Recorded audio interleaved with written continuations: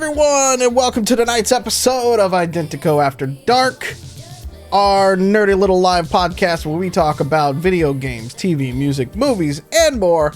My name is Mallo. I am your host tonight.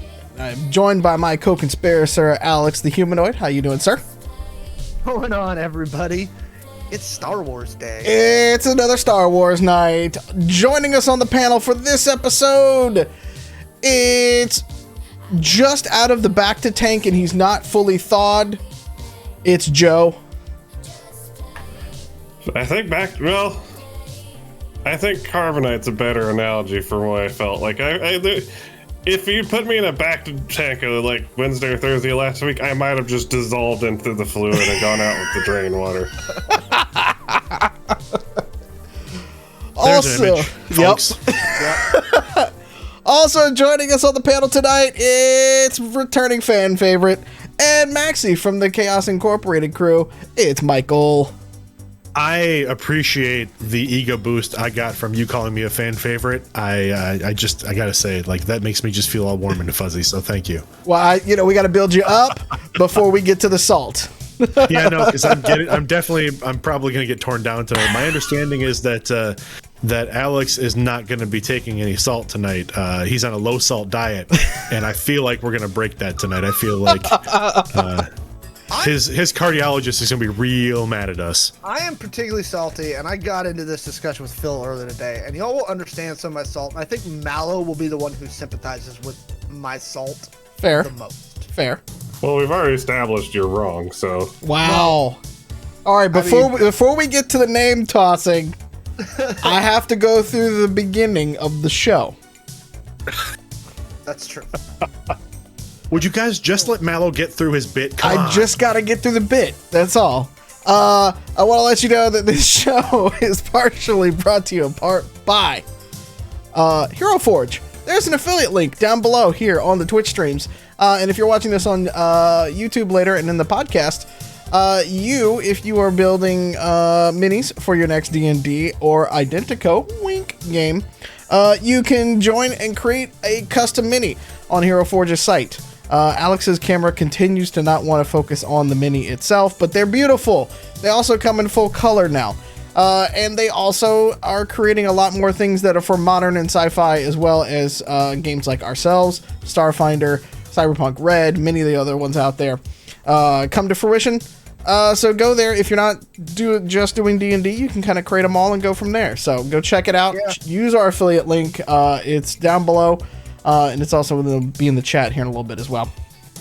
PlayIdentico.com. If you are not familiar with the game, you can go there and you can find all sorts of cool merch, as well as the core rule book, the supplements that we have there as well. And just today, literally right before we went live, I put up a new sticker. I had teased it.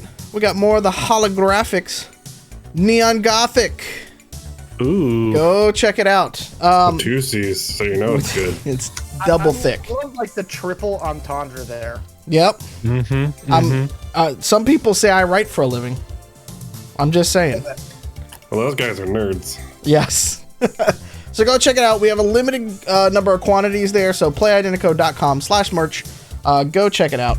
Also, down below, you'll see a link over to Gamers Heaven and the new Seattle location. If you're listening to this on the podcast, I'm sorry, because I'm going to go and actually have a bumper at the beginning of the podcast that advertises this too. So, anyways, go support our friends over there, including the person in this podcast that, just happens to help run the joint. So I don't know if that's an announcer's note as much as it is a note to future Mallo.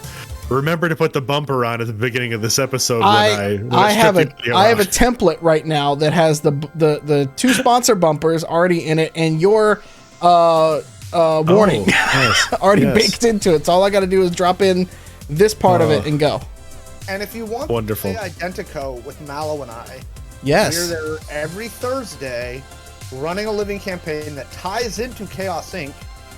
So what's happening in that campaign will affect what's going on in Chaos Inc. And what's happening in Chaos Inc. will affect what's going on in that campaign.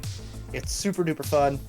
Yes. We're there every Thursday from 6 p.m. to 10 p.m. Come and have some fun. Roll some dice with me.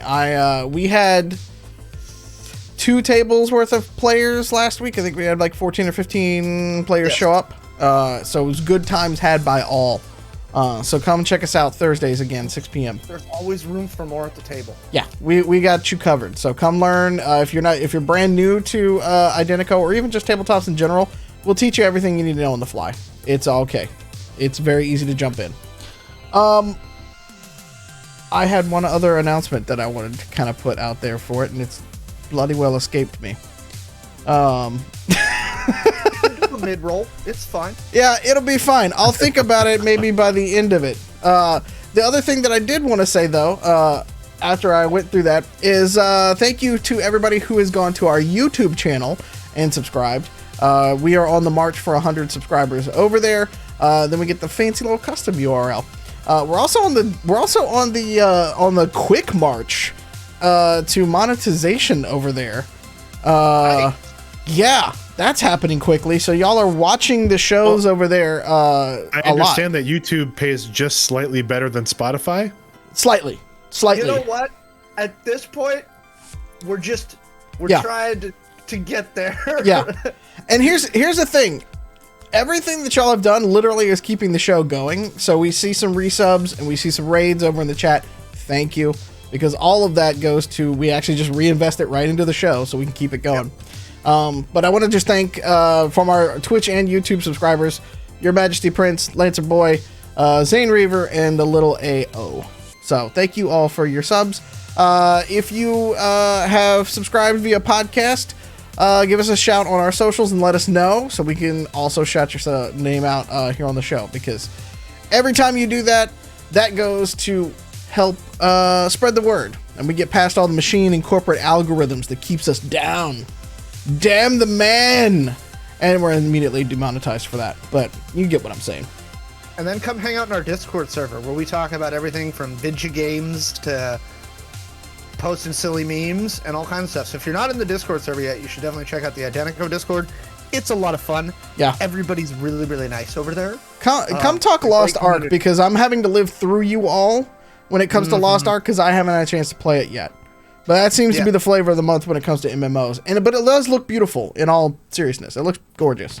So and we have a regular crew on every Friday night. You're happy to jump in whenever you want. Oh, and you can come see me whine and complain while we play Pummel Party or golf. Let's rephrase this. You can come watch Mallo be bad at video games.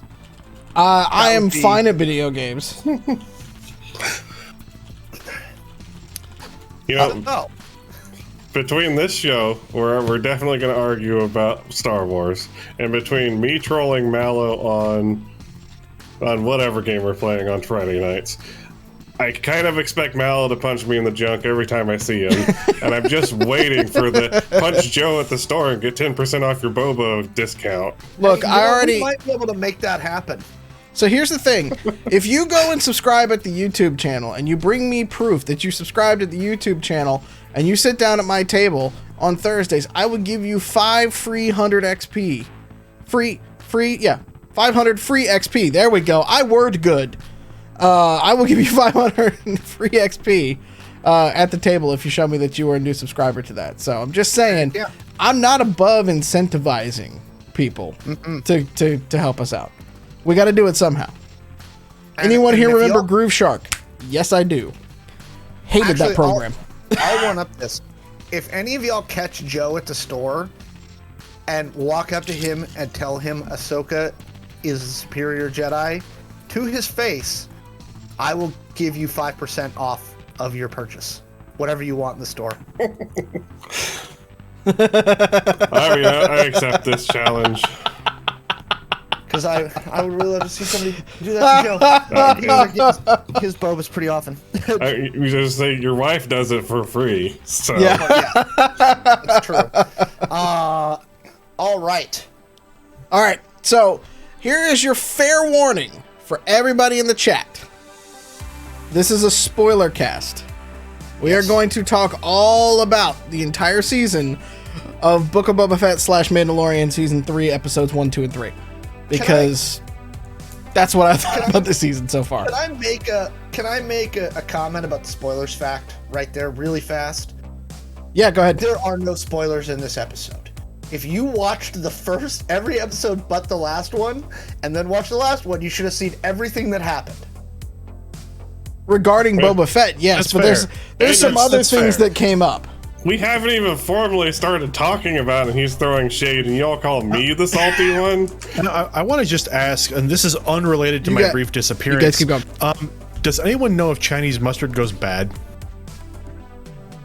I have no idea. I mean, I know mustard's got a long shelf life. I would say my understanding is the mustard pretty much never goes bad. Okay, just currently saying yes, Michael. So okay. I'm just again, like unrelated to any reason that I might be asking, just out of pure curiosity. Just curious. That's all, really. I used for a friend. There was a packet of mustard that I may have used this afternoon that may now be impacting my life. Colon life, colon life. Hey, Michael, you're supposed to open the packet of mustard before you use it. Oh, you don't ingest the whole packet. Yeah. I know instructions are unclear, but yeah. I figured just masticating it would release all of that mustardy goodness. I must be wrong. Anyway, it's not like the the little things you put in the dishwasher. That little packets that explode and it doesn't work like that. Well, it's not like a Tide Pod.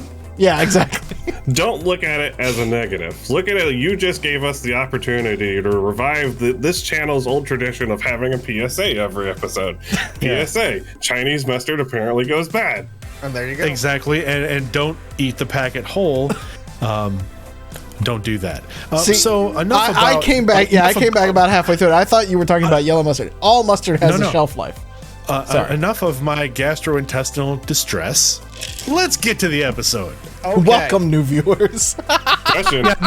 Nobody is listening to Identico After Dark for tips on what not to eat. Are you on your ramen noodles in the afternoon? I think you're implying that the show was so bad it gave you a gastrointestinal distress. Oh, no, not at all. Right. I was just so nervous to be on the show with you guys again because, again, there's just maybe this is just nervousness that's impacting me here. You guys just put me on my toes. There's a joke here about how the Book of Boba Fett was. I'm just saying. There's a segue here. Speaking of. How are we doing this, Mallo? Are we doing whole season, or do you want to just talk about the last episode? What are we doing? Oh no, it's a whole season. This is our recap now. This is a whole season recap because all right, I'm going to set this up for a bit here because of a certain way that the show was run this season. You can't look at things. You can do recaps episode to episode, but you really have to take this entire season. Now that we did a Boba Fett episode. This is Boba Fett episode number 2. You kind of have to look at the season in its totality to see where all the plot lines and everything that worked out and yada yada yada went to, because interesting choice of how to bring all of this together. That's what I'll say to get us started. Who would like to go first? What? I'm kind of curious before we totally dive into this. Whoever's going to be commenting on us, what grade letter would you give this show? I'm going to call it a C+. Okay. Alex, what would you give it? I'm going strong B+, weak A-. Okay. Michael? I am solidly in the B camp. B+, B-. I am also solidly in the high C, B camp, I think. Which is to say, a still passing grade and it's still good. Because honestly, having Star Wars, so I'm gonna start this now because there's a lot of salt on the internet. Having any Star Wars, okay, is better than having no Star Wars. Let's go ahead and just put that rule out there. We got to see people do the pew-pews. We got to see some lightsabers. We got to tell a Western story. So having any bit of Star Wars is better than having no Star Wars. With that said, Boba kind of was missing about halfway through the series. Boba did almost nothing, let's be honest. At least in the last episode, at least in the last episode, surprise entrant number like 50 in this series was a vehicle to bring in fan favorites from all other series, is what I'm convinced about. Fan favorite number 75 was Cad Bane. And at least they had Cad Bane and Boba calling each other old men in the last episode, because that had been a glaring thing that was going on throughout the whole series. I should have saved it. But the other day on Reddit, I saw an image that said that it was one of the things that you know, edited the like, I don't know, the logo of the show, I guess, or what do you call it. And it was just called a Book of I Am Boba Fett. Like, because that's pretty much all he did this season, is walk around like, I am Boba Fett. And soak in a bath of man. Well, honestly, our first episode was called Furious Head Nodding, because for the first 2 or 3 episodes, that's all Boba Fett was doing, was head nodding to the Tuskens, because they didn't talk. So, because I'm trying to remember, I'm gonna have to pull up the dang episode guide. So let's go back. Way back. I really loved back in time. Long time ago in a galaxy far, far away. Loved the Tusken stuff. Thought it was really well done. Thought him training with the Tuskens and doing all that added a lot of depth to the character. I felt that it was like, I saw a lot of whinging about it, and I was like, okay, this all makes sense to me. Like, I see what I can see what they're trying to do. Yeah. And I think I see where they messed up, which is what puts it in the like B+, A- category for me. And I'll come back to that later, but I didn't think it was Fierce Head Nodding. I thought it was pretty good about being like, hey, we got a lot of ground to cover between end of Return of the Jedi, and we know Mandalorian started, 5 years after Return of the Jedi? And so you've got to cover roughly. You've got to cover a 5-year gap and be like, why has no one freaking seen or heard of Boba Fett in 5 years until he shows up on Tatooine during Mandalorian Season 2? Mm-hmm. Here's the thing, though. You didn't have to cover any of that. Mm-hmm.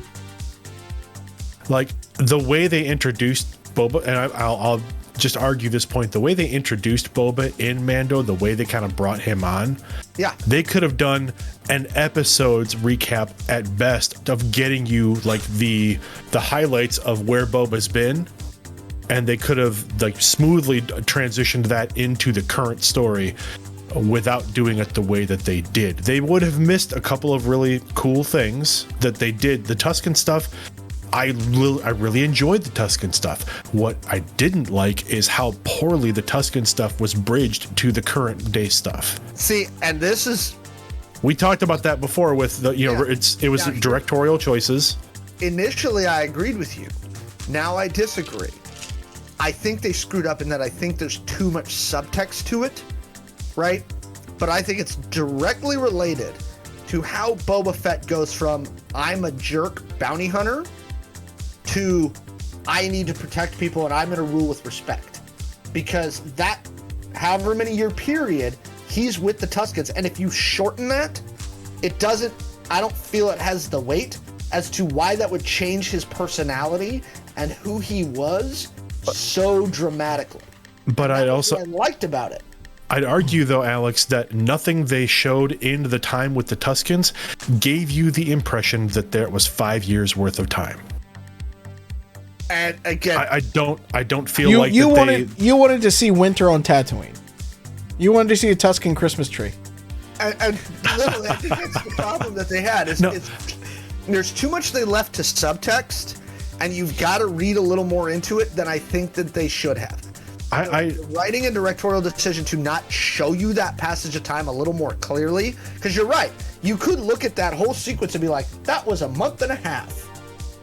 I mean, you really could if you were thinking in that way about it. There was no real way to show, or they didn't really show the passage of time other than the changes in Boba, really, and his relationship to the Tuskens.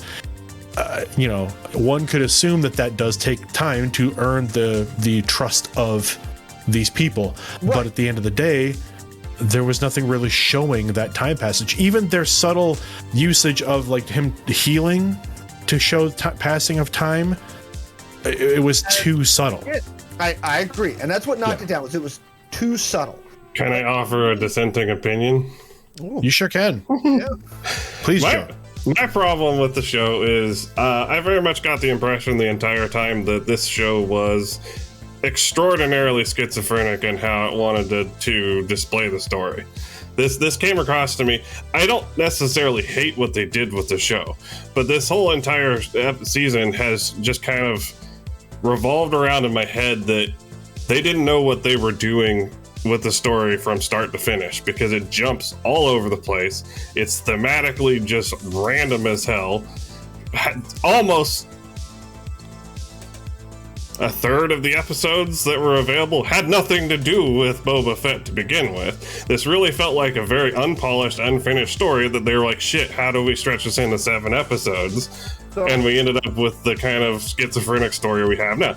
The only unifying thing that I saw in the entire season was that they should have named this the Book of Character Arcs, because it falls victim to what George Lucasisms, where he wants to make every single character some kind of hero. So Star Wars has a fetish for character arcs that go from someone being bad to someone being good. I spent some time in the shower this afternoon trying to think of this. All of the characters that have existed beyond one season or one movie, only 4 characters in the entire Star Wars saga have not had a good or a bad to good arc. Only 4.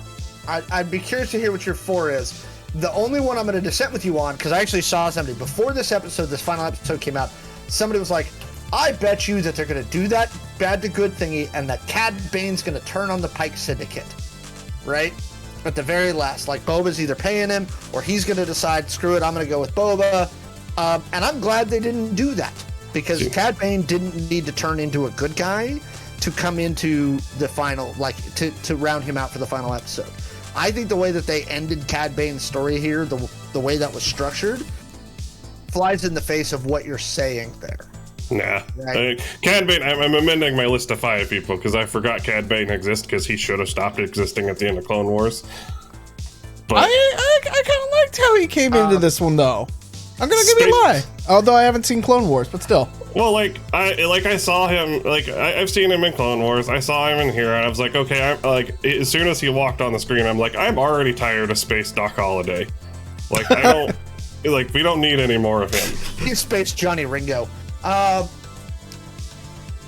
So I see where all y'all are coming from. And it hit me as I was driving around this afternoon. I presume we're going to get into some detail stuff later. I think Jon Favreau is MCUing this. And there's a reason. Oh, clearly. I think that, like, a lot of the whinging I saw about the show early on, I was like, you gotta wait until you get to the end of the season to really look at how this is a full arc. Now I'm saying, okay, he's not doing just this season. This entire series, and this is where I will criticize their production schedule, and I'll criticize how they're releasing these. This entire season was set up. That's all it was. Mm-hmm. It was, we need to backstory Boba, explain how he got to where he is, set up some stuff, because what's really important, right? Like, is Mando season 3. Avengers, right? Right. This is Avengers. It's not Infinity War. We're not. I want to be on board with that. Arc. And I'm telling you, I'm willing to put money down that that's exactly what they're doing. Because I think the whole point of why did we bring Mando back into this? What was the point of that? Is to save production time on season 3. No, because that's story bits. They could start season. They could start season 3 with Mando and Grogu already together, because they already covered it, and they can start back down the path to. And I think Boba's going to be a big part of Mando season 3. And I think that he's going to be part of the whole Mandalorian redemption arc. And he's going to be riding a freaking mythosaur on Mandalore. I mean, he's going to be dead. All of those things. No. All of those things may be the case, but it's funny that you mentioned, that this was all kind of this was like world building, right? They're doing the backup. The problem with that is that because they did so poorly with Boba Fett and his crew, like the consequences and the stakes for everybody around Boba Fett were non-existent. Because at no point, the only person that they give you a reason to care about that's surrounding Boba Fett is Fennec Shand, and the only reason you care about Fennec is because you know her from Mando. You know her from that part of the adventure. Like the crew that Boba put together to protect Mos Espa is basically a bunch of, it is a bunch of cameos and nameless people. Because I'll tell you what, they did in this episode for the finale was the first time I remember Boba actually saying the names of anybody in that mod crew. So the mod crew, I will say that's another thing that took me down. So it both increased my score and decreased my score because I saw what Jon Favreau and Robert Rodriguez were doing and I got the joke.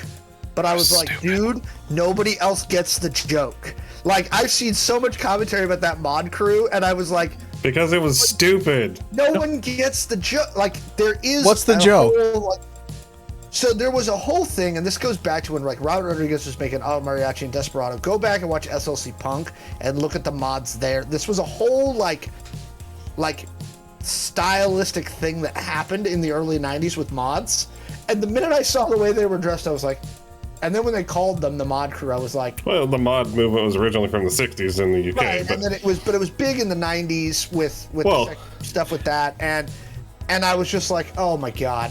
You made these guys in here, and it's funny to me, but it's not going to be funny to anybody else. It was stupid and unnecessary, and all it did was detract from the show. And this is coming from... I almost reinstalled Grand Theft Auto 5 just so I can go online and take a screenshot of my character with the Vespa with the 1,000 mirrors on the side of it, like the one chick had in it. And don't get me wrong, I somewhat enjoyed some of the actors. I was really into hot 90s hair chick girl that was in the mod squad. But the whole mod squad was just like, is what I was complaining about the last time we watched this show, where they do something because they're like, oh, this will be cool. Like, there's no real reason for it other than it's cool, including having the fucking mod squad drive through a fruit stand in their first episode. No, like, fruit stand and a picture. Like, I understand they were being a little tongue-in-cheek about it, and they were trying to make like a little ha-ha funny moment, but it was so ridiculously out of place for the show that it should not have been a greenlit to happen. It takes the Western trope. I mean, it took it like way out there, right? It was silly, and it was fun. Like, I liked having Black Chrysanthemum in there. Oh, I loved all the cameos too. I mean, don't get me wrong. I think that, especially if you look at the comic books and where he goes up and ends up with Afra, that's a nice throw in there. But they didn't. If you're part of the Legends and the canon universe and you know who some of these characters are, that gives you some more buy-in, right? Like you can be a little more concerned that Black Chrysanthemum looks literally like in this episode he's walking back to them through the fight and it literally looks like his ankle is at a 90 degree. Like, yeah, dude, like I thought that was literally but if you aren't someone who knows that existing lore, Chrysanthemum is a throwaway character. You're just looking at me like, damn, that Wookiee is tough as freaking nails, right? He did come off as tough. I appreciated that. Not the impression I got. That guy's a beast. But I think that's the problem for me is I wanted this to be like and again, this is all personal. I was hoping that this show would be much more about just literally focusing on Boba's like crime syndicate story, and we've talked about this before, so that's no surprise coming from me. But then also, like, I wanted that same kind of feeling of world building that I had to say Mandalorian gave us. Like, you got time with some of these side characters that you were able to actually develop like, I want to see them make it through this okay. Not just because they have a name that I know, but because they are interesting characters. And I feel like that was missing from this a lot. And see, to me, that was the Tuskens, and that was Boba in my head. Because again, I was like, I picked up on, and the way that I watched, the way that I absorbed the show, right? Because the first episode where he was like, we will rule from respect, and we're not doing fear, and we're not doing that, I was like, that's weird. And then as I was like, oh, this is the Tuskens are the first family that Boba has had since his father was killed by Mace Windu, right? And Boba's whole life, and again, I'm not throw Legends out the wall because I mean, yeah, I liked Legends too, but it's not canon anymore. But if you look at just what's out there and the stuff that Boba did in Clone Wars and the stuff that in Clone Wars, Boba was basically raised by the bounty hunter cadre. Right, and I think Aurra Sing and Bosk, and they were all kind of his found family then. Yeah, and Cad. And again, that's why I like the way they ended it with Cad Bane. That was the perfect person to do this. But again, to me, it was Boba spent time with the Tuskens, and he, for the first time in his life since his father, found a real family. That weren't, vicious bounty hunters that only cared about money. To disagree, like 100%. Like, I get what you're saying, but it's like disagree in that they didn't do a good job of showing that, or that's not what they were intending. That they did a terrible job with the entire story. This is part of the reason why I think this should be called Book of Boba Fett, the character arc, because like one of my chief problems with this show is I didn't like that they brought in a bunch of characters like Chris Sanson. I didn't want that. But whatever, it's okay. My problem is they, like I said at the beginning, they took George Lucas's fetish for making bad people into good people and took that knob, dialed it up to 11, and broke it off. Who though? Because you start out with let's go through the cast of characters real quick. You have a giant angry Wookiee who is known for just like straight up murking people and just being a horrible person in the world, just in general. Okay, that's one. He becomes a soft, cuddly teddy bear that has very poorly shot the crutches at the end of the very final episode. You have Boba Fett, who watched his dad get killed by Jedi on Geonosis and went through a horrible time and basically became the ruthless and cold-blooded killer because of that, who then loses his family in similar circumstances, his found family, and then is just like, oh wait, I'm going to be all happy and hugs and love because of that. It's out of character for him.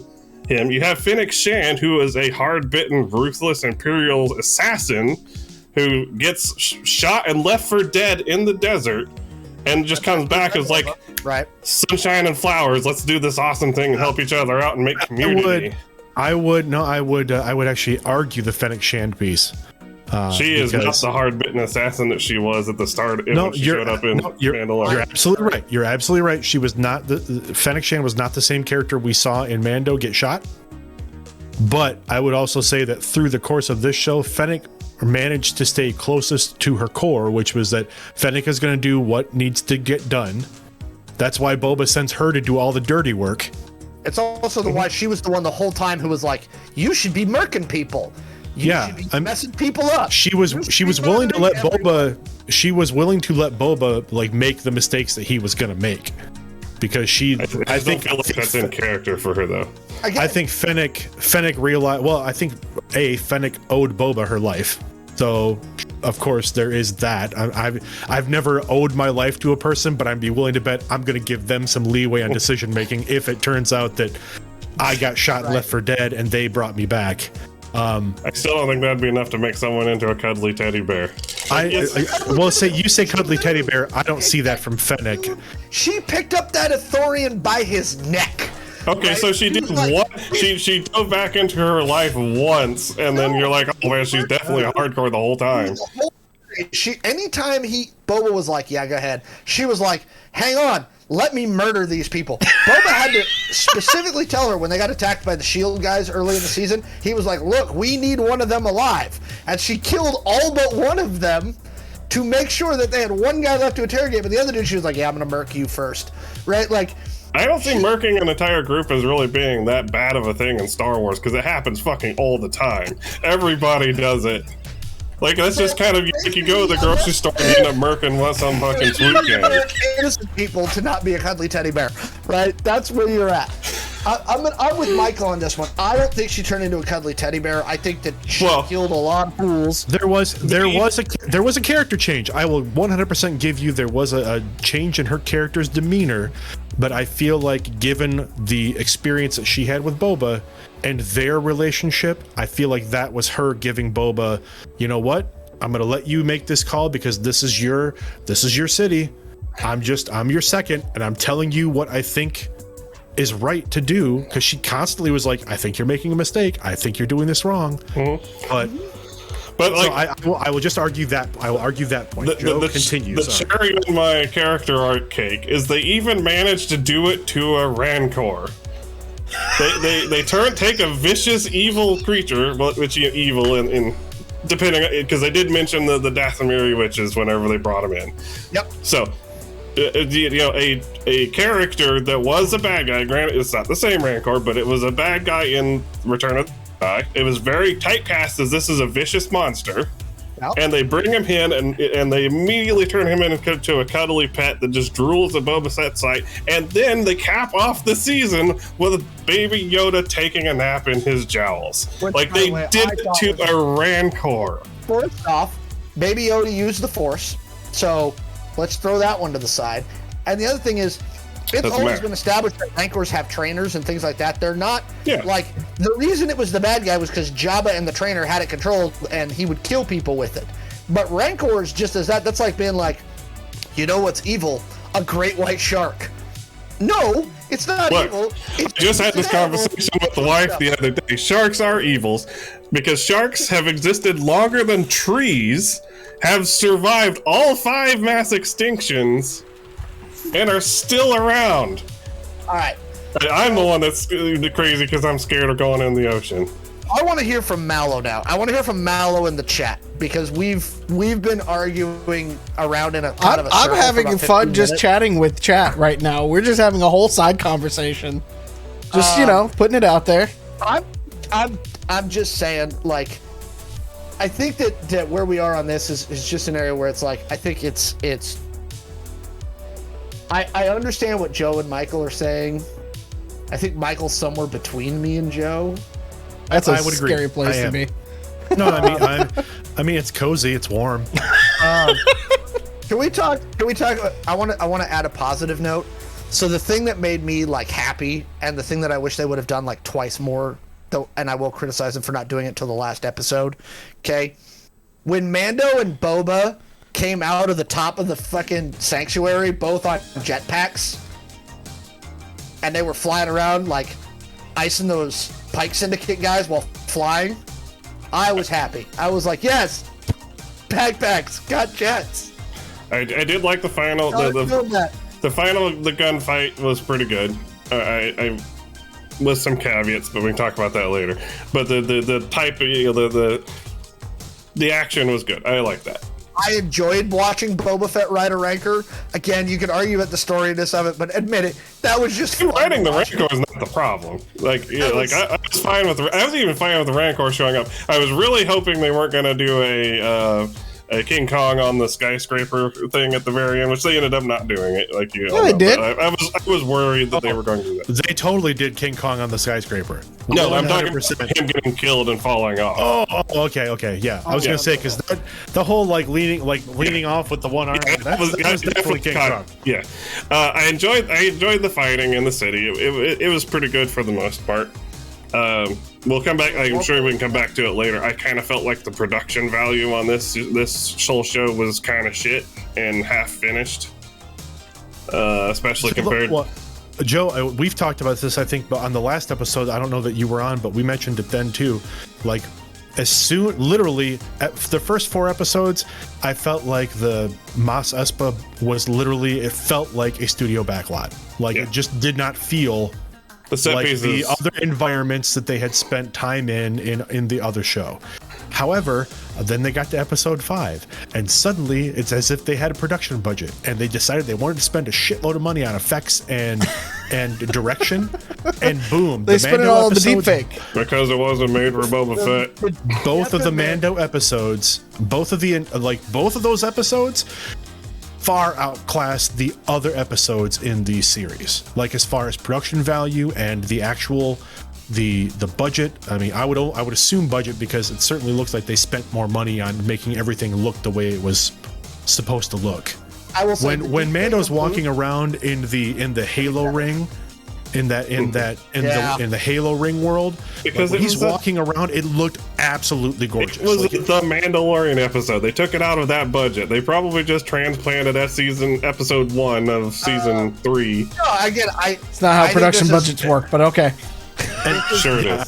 This is why I think this is all set up for the Infinity War of this, which is going to be further down the line.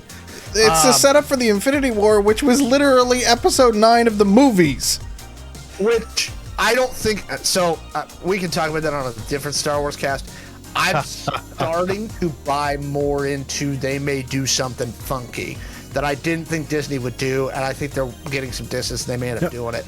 And I think I would also like to just throw out there that, like, we've talked about kind of the dissonance between the Boba Fett episodes and the Mando episodes, or the Mandalorian focused episodes. Yeah. If I was watching this without ever having seen Mando, I would assume that those 2 episodes were a backdoor pilot for a show about the Mandalorian. Yes. Like 100%, and that's what I feel like. I feel like they used that time in this show, in this series, right? This first season of Boba Fett. They used that time to bridge things that they didn't want to have to deal with when they were doing season 3, because Mando gets more backstory in 2 episodes for his for what's going on with him and Grogu and his new ship.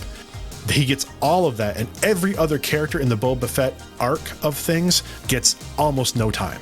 You can argue it's a mistake, but I think it's going to play into what I don't think it's a mistake. I don't think it's a mistake because I enjoyed them. Like those episodes, I was like, yeah, Grogu, new ship. I feel like this is going to have a lot to do with Boba Fett later, and without those 2 episodes, putting them into the chronological sequence, which is where they belong chronologically, I think it wouldn't make sense later. I think I see where they're going because I know Filoni likes stuff from the old canon, and I think the thing that they're going to bring back from the old canon, as they've brought back some things, is I think they are going to make Boba the Mandalore at some point. I don't know when. I don't know if it's going to be Boba Fett season 2 or Mandalorian season 4 or when they're going to do it, but I'm like 60% of the way that Boba will be the Mandalore. I feel like this season was clutched together out of, COVID was happening right in the middle of them doing all their production work for this, and I feel like it suffered as a result. I kind of feel like this is similar to what happened with Captain Falcon and the Winter Soldier. Or what, Falcon and the Winter Soldier. Yeah. Where they had a plot that they had to severely cut down for whatever reason, and this is what we ended up with. I have to say, though, if this stretch of shows, minus the Mandalorian episodes, had come out about 10 years ago, it would have gone straight to VHS. It felt not straight to DVD. Very low budget. It felt very incomplete. It felt like they had chopped their story up to a point where they had to just scramble to try to make any kind of sense. Well, I want you to go back and watch some 90s like sci-fi movies or even mid-aught sci-fi movies. I still have a copy of Robot Jox. Low budget. We have gotten so spoiled. No. No. I'm sorry. You cannot tell me that this was not low budget when they pulled out fucking 1997 source engine generic gunshot sound for the air quote cycler that she was shooting from the roof. Everybody hear what's the name of that scream? The Wilhelm scream. Wilhelm scream. I was like, if you go back,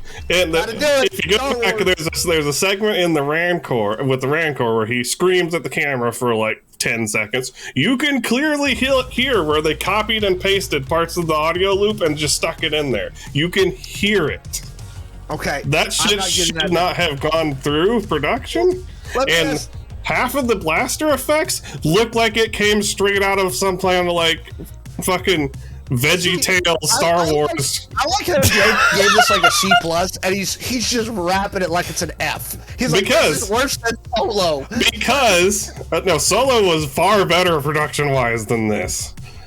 Because this came on the back of the Mandalorian, which we all have agreed was fantastic looking. They took they set a high bar with Mandalorian, and then we're just like, well, here's the leftover we left on the cutting room floor. Let's get our C team on this one. Let me ask this then. So the stuff. Let's talk about those Mandalorian episodes a little bit. The way they handled the choice for Grogu, did y'all like that? The stuff with Ahsoka and how Luke was like, "Here's your choice." I knew it was coming. Be a Mandalorian or be a Jedi. But do you like how they handled it?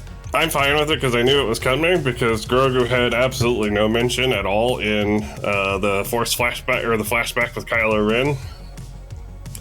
Like, as soon as they started talking about him going to the Jedi Academy, I was like, oh, he's not finishing. What? He's either gonna die or quit. My favorite. Do you like Mando Grogu? My favorite meme about this entire thing was when Ben Solo reaches out to Grogu, and Grogu's like, "You're all right, dude," and Ben's like, "I will spare your life." I love that meme. It's my favorite. Do you like Mandalorian Grogu better than Jedi Grogu? I think when it comes down to it, I think he's going to end up with a lightsaber anyways. Frankly, I think he's going to get one. Yeah. I think he's going to end up with Yoda's lightsaber. I halfway expected him to come riding on the Rancor with a lightsaber in his hand. Honestly, I think that's kind of why they brought. I thought that was why they brought Ahsoka in, because they're like saying, "See, there are other Force users who are very distinctly not Jedi," because she says multiple times that she is not a Jedi. So I saw somebody comment on this in one of the other Discords I'm on, and I was on board with it. One of the people that was throwing a lot of salt was throwing salt about how Luke was basically, forcing. In some way or form, forcing the same choice that he got from Yoda, which was, you can leave, but your training's that you're done. Like, you can go help your friends, or you can make your choice here. Yoda essentially told Luke, well, if you leave, that's it. But as we all know, that wasn't it. It was kind of it on his training, yeah. Well, yeah. But I mean, Luke continued to use the Force on his own, continued to train on his own, became a Jedi in his own right. So I feel like, again, we see it through that entire scene with Luke, where Luke is basically trying to train Grogu as much as he was trained by Yoda in a similar way. So the best comment I saw that I think I agree with the most is the Luke that we're seeing here is the Luke that still buys the doctrinal garbage of the Jedi. This is by Last Jedi, he's figured out that the Jedi were full of crap, but at this stage in Luke's life, he still thinks that the Jedi were right about shit. And so he's like, I would like to offer that Yoda is the worst Jedi master of all time, and he led to the complete and utter downfall of the Jedi Order and the creation of Darth Vader, and damn near destroyed the entire galaxy because of his hubris. Everyone. Yeah, we don't have time for that entire discussion, but I'm, in hindsight, Yoda made a lot of bad choices, and it's the dogmatic piece of Jedi, which is what's so frustrating to anybody watching Luke try to train Grogu and make him make a choice. It's like you didn't know. That's when you know that you have emotional maturity, when you can come out and say the Jedi weren't the good guys. No, they generally were trying to be, and then they flipped around the Clone War time, and then it all went downhill from there.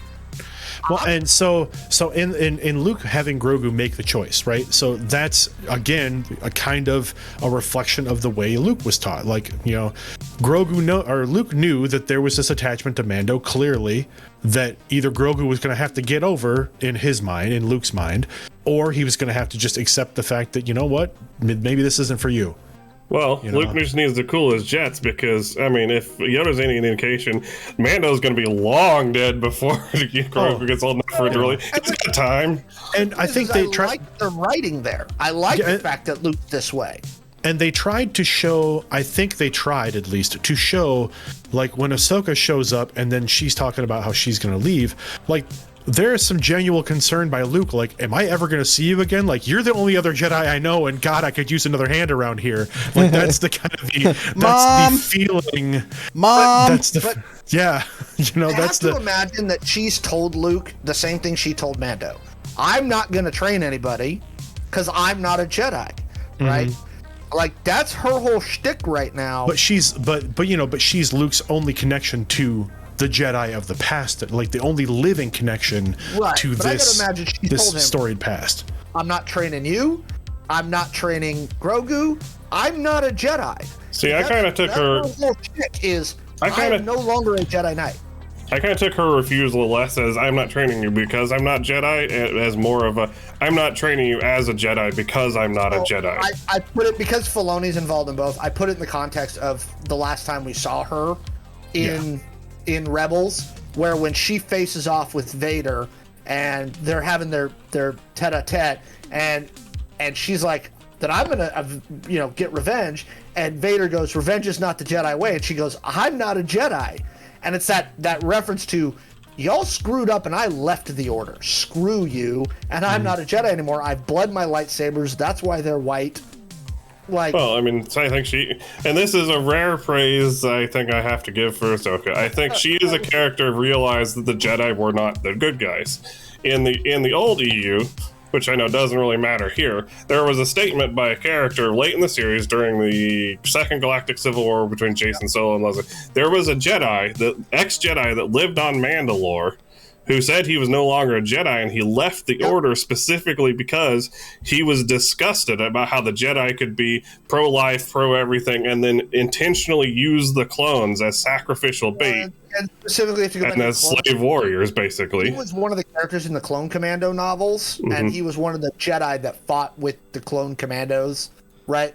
That were trained specifically. Like, if you go back to the old days, the Kuival Dar, that were the Mandalorians that were brought in by Jango to train the Clone Commandos, like that were supposed to be their elite Delta Force. Yeah, but it's just it gives me a basis for respecting what Ahsoka chose. Maybe I don't know if that's the reasons why, but that may have been at least partially the reasons why, where she realized that the Jedi Order was basically evil in its own way by being. Yeah, because they threw her under the bus, and that is in the current canon. Like, they fully threw her under the bus.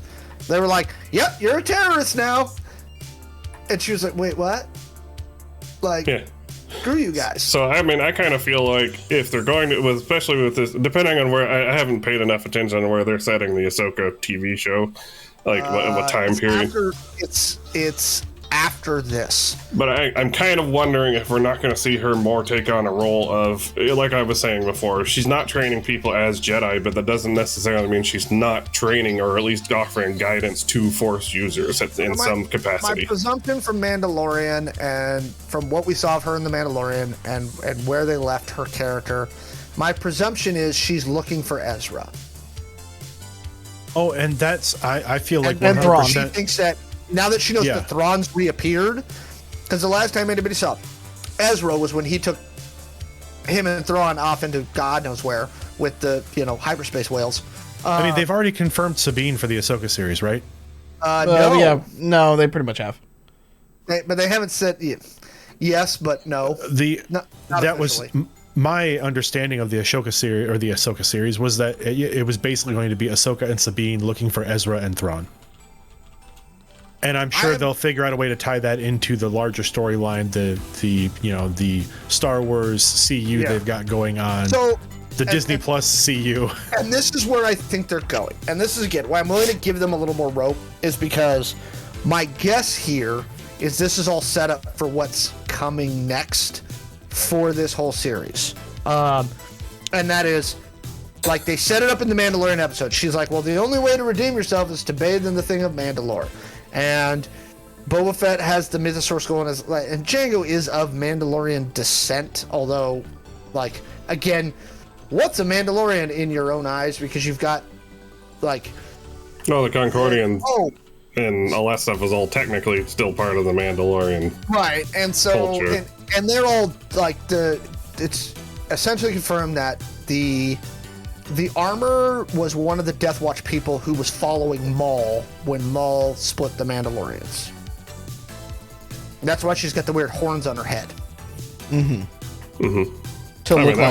look like I didn't even pay that close attention to Clone Wars, and I picked that up pretty much immediately. Well, especially since they had what's his name, Vizsla. Well, I can't remember the character's name. Vizsla, yeah. And for those people that haven't watched Clone Wars, I mean, in Mando they made it very clear from the Armorer's comments that, or from Bo-Katan's comments that, there are different sects of Mandalorians, and they follow different beliefs. Well, in regards to. They will all fall behind the one who's carrying the Darksaber and riding the Mythosaur. And I think that's where they're going with Boba. I think the Mandalorian's going to be like, look, dude, you led these people. You want to lead some people. You don't want to be a punk anymore. I don't want to lead these people, which is actually in the old EU. When he first became Mandalore, the Mandalorians were like, you're not really a Mandalorian. And it took him a long time before the Mandalorians were like, never mind, you're a Mandalorian. Having just read that, it wasn't that they weren't just, you weren't a Mandalore, it's just they thought he wasn't doing what was necessary to be Mandalore. Not Mandalorian, Mandalore. No, I said Mandalorian. Before he became Mandalore, they were like, really, dude? Because that's back when they were like, when he was leading them to fight the Vol. Yeah, I'm pretty sure I'd have to go back. I'd have to go back and well, he never learned either. He picked up bits and pieces for never speaking Mandalorian. But I'm fairly certain. I'd have to go back and watch it. It's season 1, maybe season 2. Whenever they basically showed Din Djarin being found in the dumpster by someone, I'm fairly certain it's pretty blatantly a Death Watch guy. Oh yeah, for sure, it's a Death Watch member that finds him. Yeah. Yeah. So I want to touch on something real quick, if you guys don't mind, to interrupt the EU discussion. I will say, so this episode ended, the season ended, and I was surprised at, while we did get a stinger in the credits, right, for what's going to happen. Good one. We got a good stinger. At least we got a stinger that I was happy to see. Yes. I also felt like they ended this season without any kind of tie-in or any kind of push or any kind of story-related thing that would cause you to believe there's going to be a second season.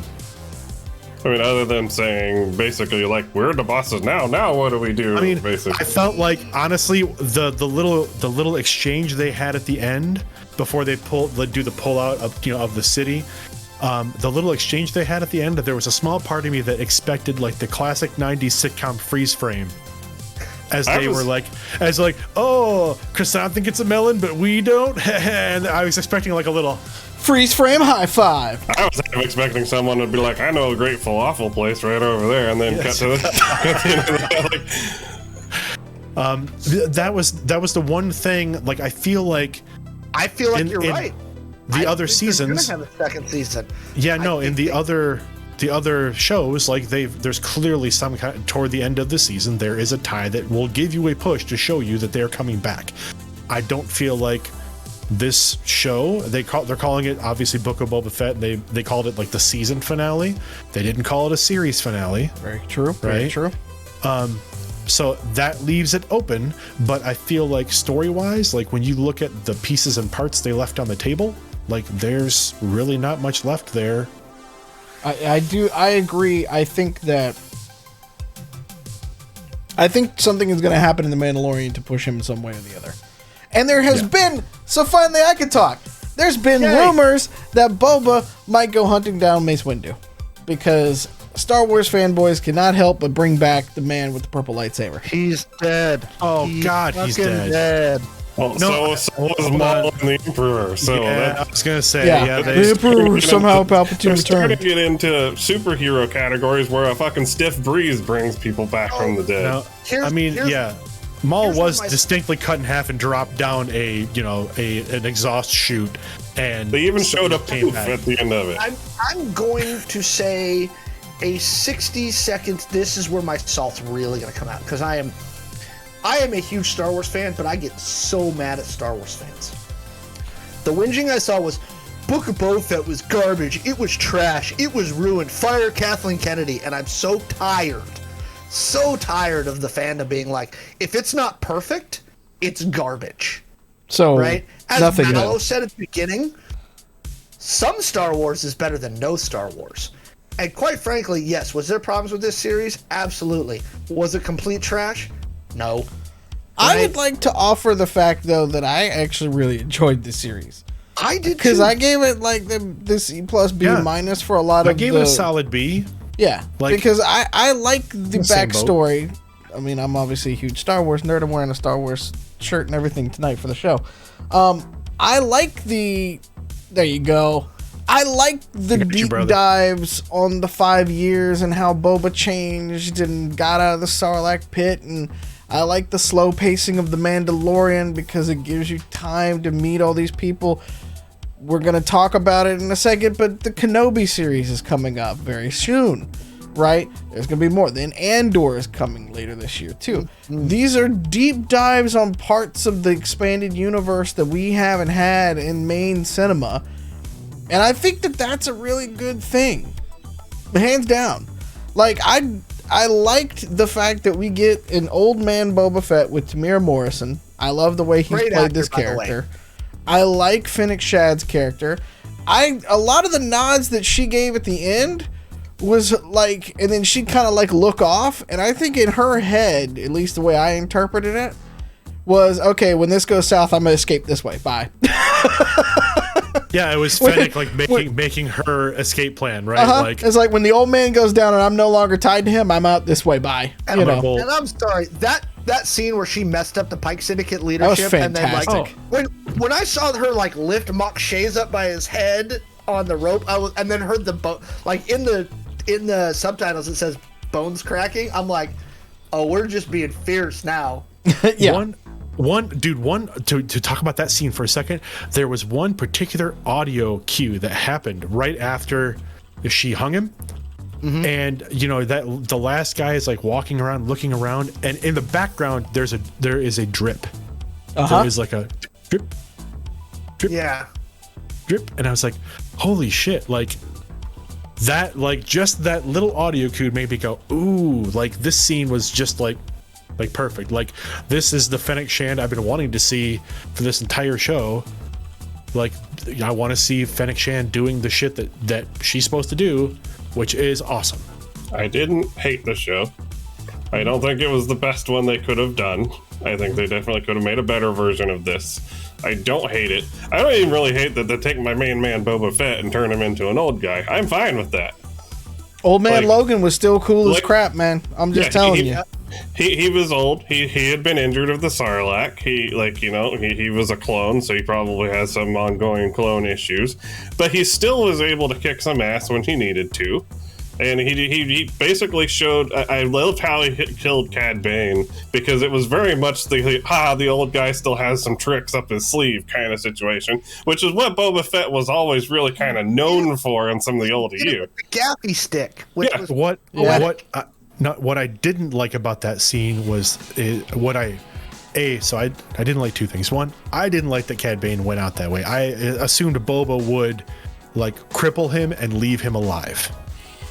Because I thought, okay, they've been trying to show the fact that Boba has changed through this whole series, and literally when Boba has the opportunity, he's like, fuck it, he straight up kills Cad Bane.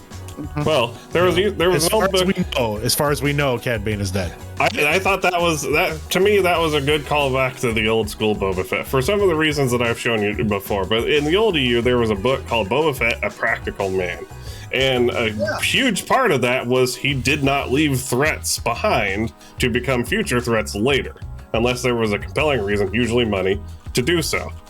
And at that point, he did not have a compelling reason to leave Cad Bane alive, so he did what Boba Fett does and murked him. I enjoyed that fight. I enjoyed the Mando Boba gunfight the most. That was my favorite part, was watching those two fly around, and then when they come down and they're like back to back and they're just like do. I also liked, and this is why I think they're going the Mandalorian route, when they're sitting there talking and Boba's like, dude, you can go, and Mando's like, no, I gave you my word. And he's like, do you actually believe this garbage? And he was like, yeah. And I was like, and Bo was like, great, I guess we'll both die for honor then. I loved that exchange. And I think, again, these are the things that we're seeing that's changing how Boba sees things and how he views the people around him. As not motivated by money, as motivated by the Tuskens do it for survival and for honor and for family. The Mandalorian does it for honor and his word, meaning more than just credits. Right? That's the stuff that I took from that. And I was like, that's great. And then when watching them just ice a bunch of people was really fun. I'd also love to give Fennec another shout out because in that first appearance by Cad in the finale, when he steps out into the alley and then Boba comes out and they're initially having their first like stare down, you know, Fennec is the one that's like, hey dude, you're angry right now and that's stupid. Like, pull back. This is not the time for this bullshit. Like, yeah, I was like, thank you, number two. That's the reason that's one of the reasons that Boba needs to keep you around, because you kept him from making a horrible decision. I liked the surrender scene where he's like, here, give me your tablet. Oh, that was great. Finally a good, finally a wonderful use of that actor as that Twi'lek. Like, that was... Yes. I was sad he didn't get shot. Yeah. Although, shout out to, what's her name? Pele? Like, did she not, like, look like she was like, I'm gonna take you back to my garage later? No, what I love is... I'm done a Jawa, I'll do you. No, it was just it was a combo of so many things. The speeder, the cart flips, and boom, her tooth gets knocked out, and you actually see her pick up her tooth and like throw it, like she's like, oh, what? He goes, I was like, oh my god. And then she literally, they meet for a second, and then she's like, come over here, cute face or whatever, or like they're flirting for that brief moment, like, not now, later. Yeah. By the way, that was nice. Did y'all notice that when the droid was when it was flaming, I just noticed it. I didn't. It's actually Grogu who flips the thing. Grogu rips that droid's head off. Yep. And then I liked him putting the Rancor to sleep. I thought it was it's a nice force power. It's good. I also like the fact that much like the last time when he did the big lift up in Mando season 1, using that much force ability for him wears him out. He's like, crap, I gotta go sleep now. I just had to put a Rancor to sleep. I'm out. What's up, Rancor buddy? I love that he started petting it like, this is my dog now. And if you were gonna bring Danny Trejo back, that's the moment they should have brought Danny Trejo back. Yeah. Right? This whole series, and again, maybe this is why I have a soft spot for it. I love Robert Rodriguez. I love El Mariachi. I love Desperado. I love his early stuff. This felt so much like that to me. Like, even when he brought Danny Trejo in, I was like, oh, of course you did. Yeah. Of course. I appreciated that they took him back to the Tatooine space cowboy roots, where it's a space western, basically.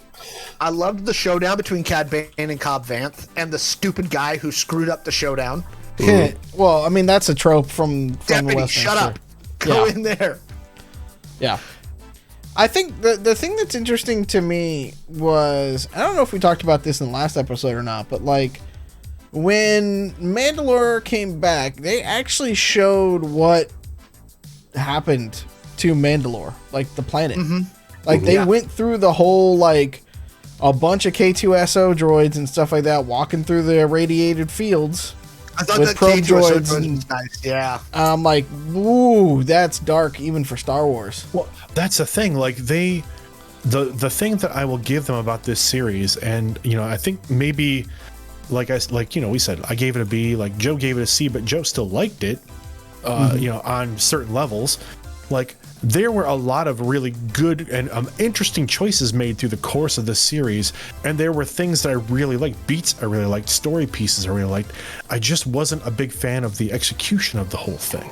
Yeah, that was the biggest part of it for me. Is I feel like when you come off of a show, when you come off of the series of shows that Disney Plus has done so far, all the Marvel stuff that they've done, when you come off Mandalorian, like, there is an expectation kind of for how that storytelling is done. And I'm not to say that you shouldn't throw expectation in the wind and do something different, but I felt like, to Joe's point earlier, there was a lot about this that felt a little disjointed over the course of it.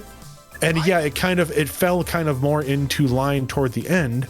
But again, there is this clear delineation between episodes 4 and 5 where suddenly they're like, okay, we got to get some. We're gonna. It felt like filler.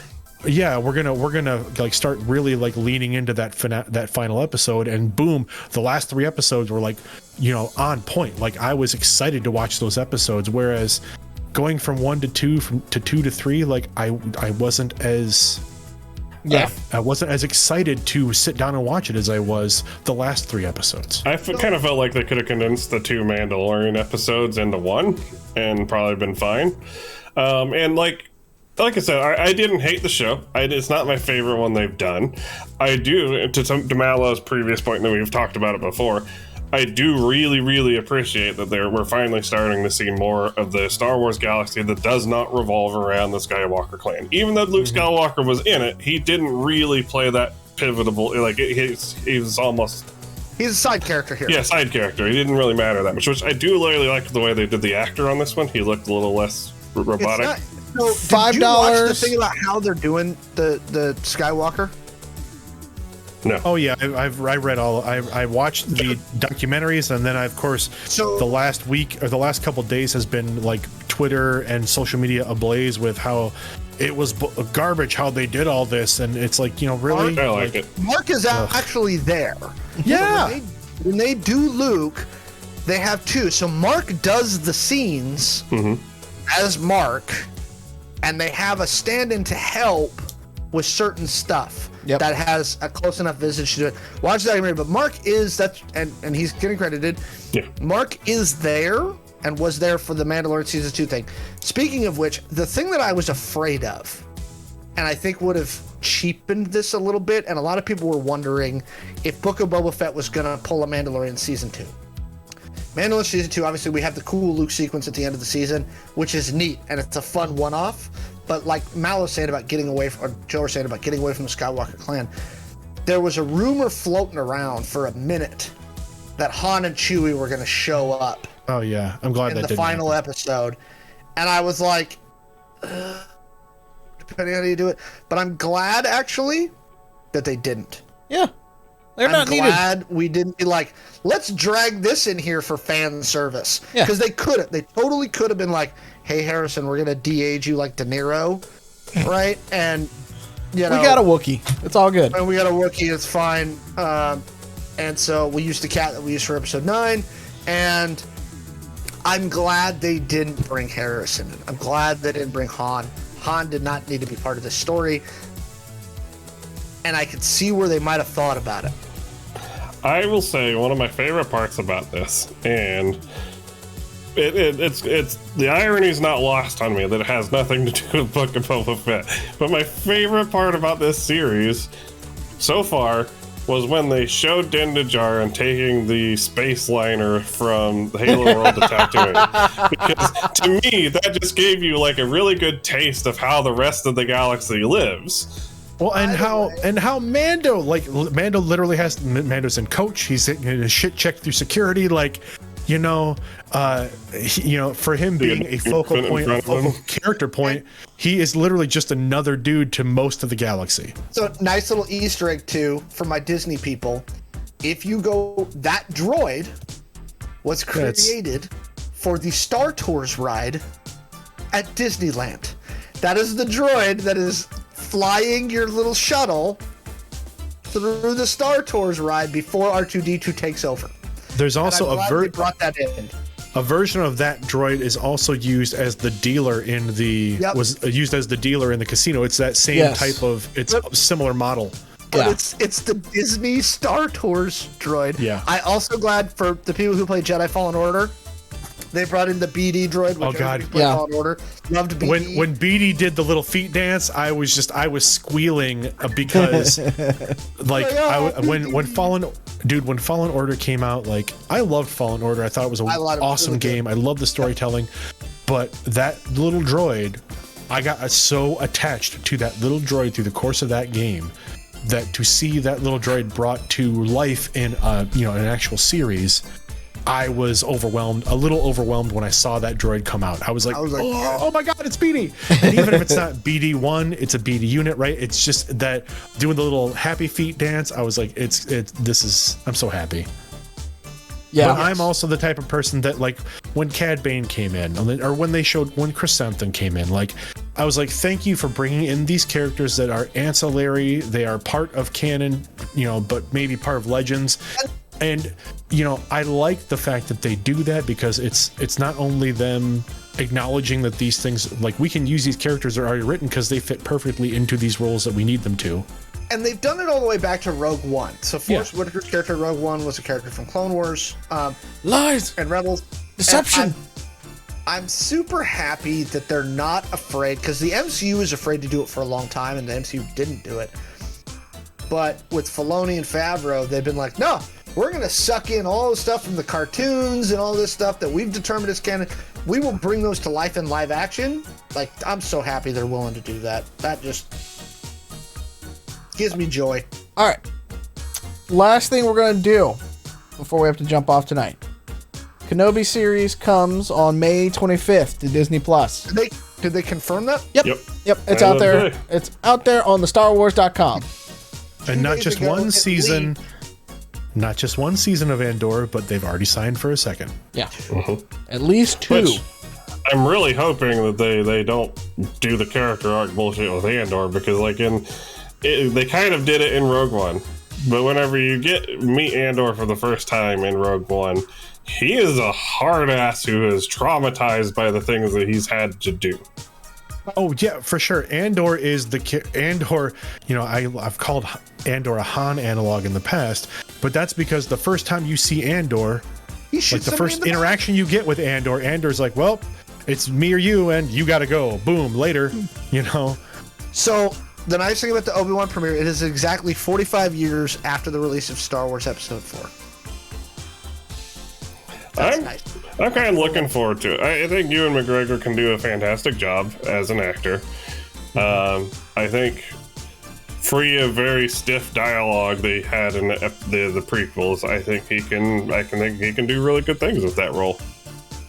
If there was any actor of the time that was going to, replace Alec Guinness and take over that role, I mean, Ewan McGregor did a phenomenal job. Like, Chat's saying, I hope they let him be sassy again. I'm sure they were, with all the "hello there" memes that are out there now, right?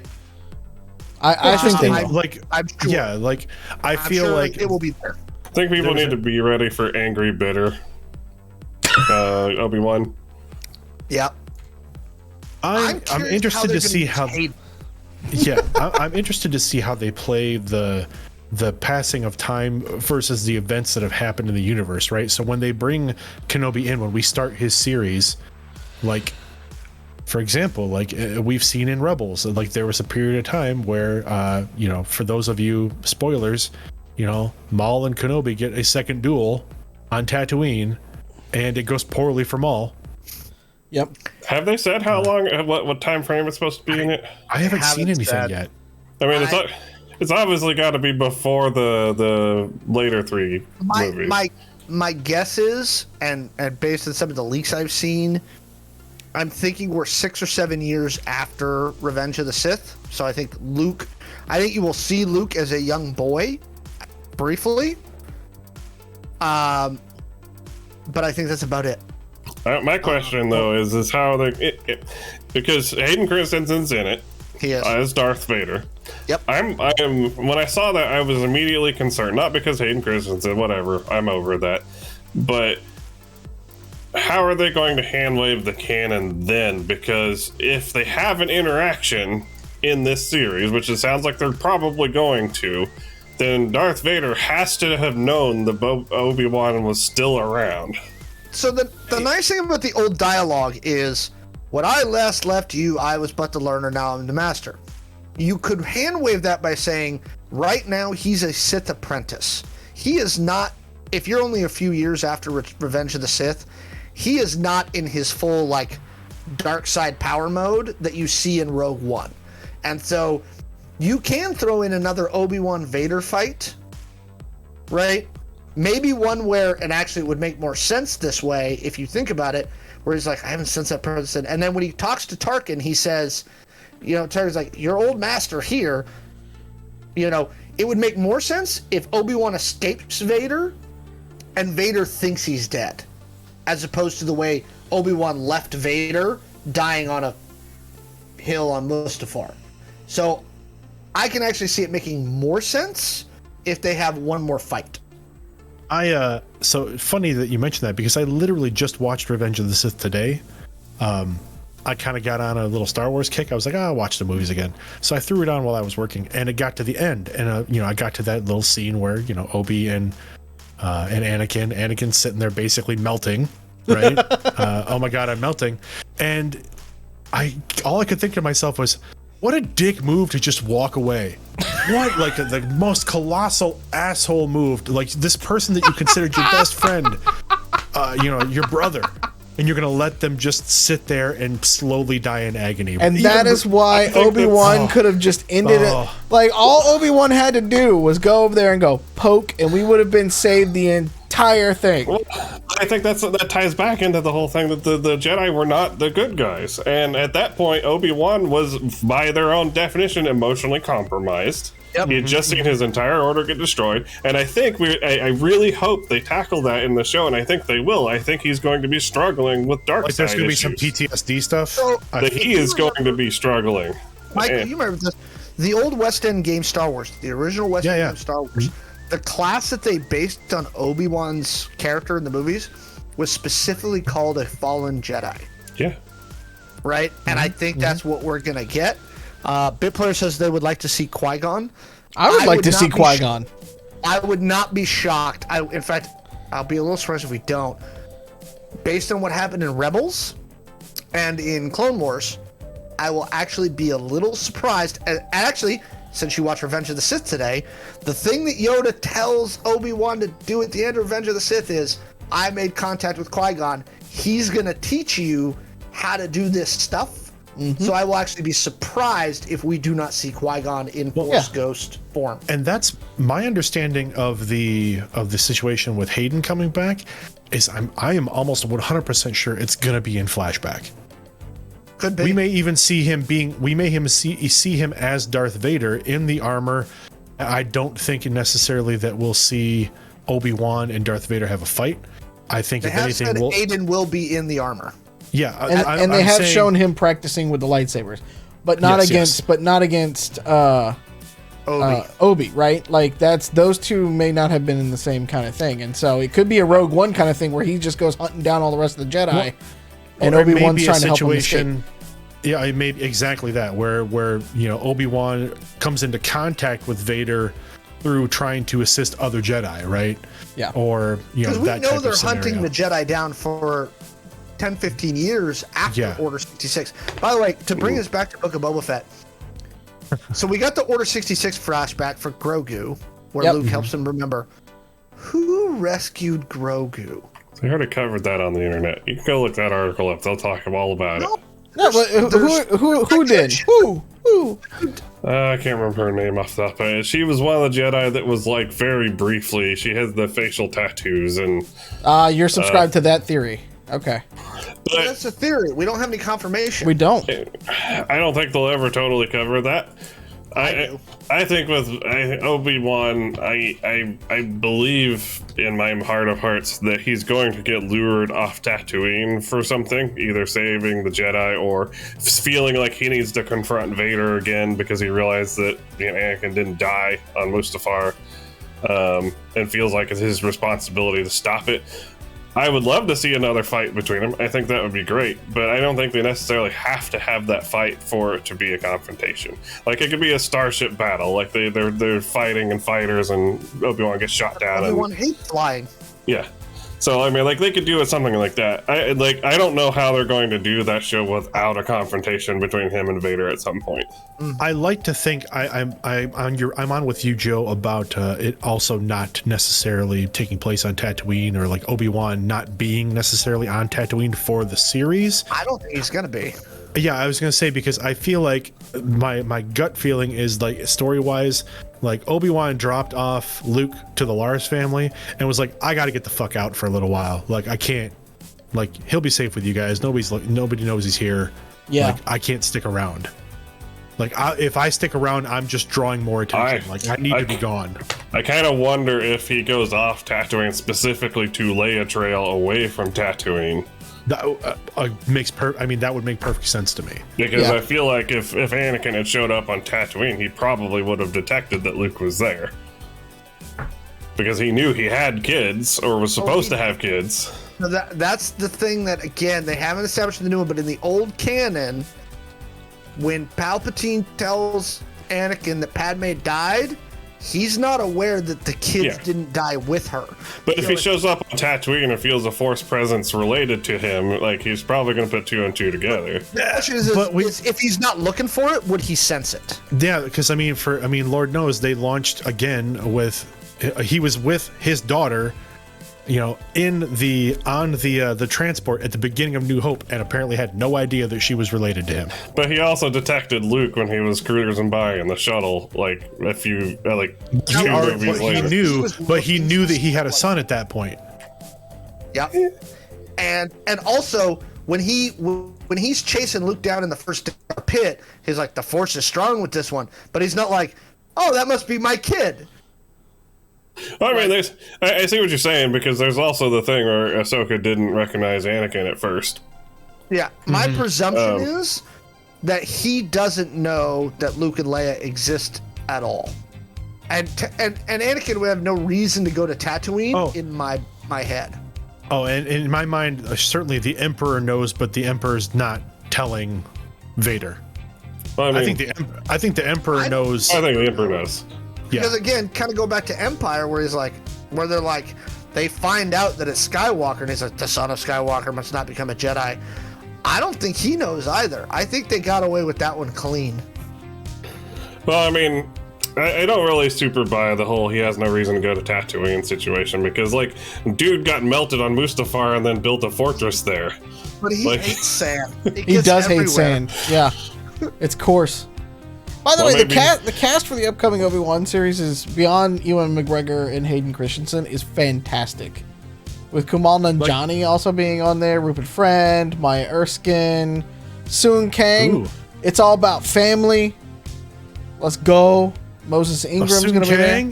Yeah. What? Yeah. Oh, I didn't. He's going to go really fast and furious. It's going to be fantastic. He's going to be one of the Inquisitors. I think so, yeah. I mean, I hope they call him Han Solo again. Han Solo. I would love that. If he's playing the same character. Yeah. So I'm looking forward to that series. I think it's going to be really, really good. We also have Moon Knight starting up very soon. That's going to be bonkers. We'll have a recap episode about that coming up. Until then, thank you all for hanging out with us in chat tonight. Oh, wait, we're done? Yeah. I know. It goes quickly, doesn't it? Wait, we haven't even bitched about the Naboo Starfighter. I have nothing to bitch about. I will hear nothing of that. I thought they had a lot of fun with that. I love it. Yep. All the dads in chat know exactly what that scene was happening, and when he punches it at the end, we're like, "Yep." The Grogu Pope-mobile bubble in the back. When I first saw it, the first thing that popped in my head, you remember in the 90s when Homer Simpson designed the Homer, the car? Yes. Yes. Exactly. I was like, oh, so they have the Homer. Yep. Oh my God. It comes full circle. It's great. It's fantastic. I did love that at the end when he's like, no. All right, one more time. Yeah. Like, how many jumps into hyperspace has he made going absolutely nowhere? Uh-huh. Because it's fun, and then you get the little squeal at the end. Yeah. That was. Those two need to be together. Yes. Thank you all for joining us tonight. Man, you guys were fantastic in chat. Everybody was fantastic on the panel.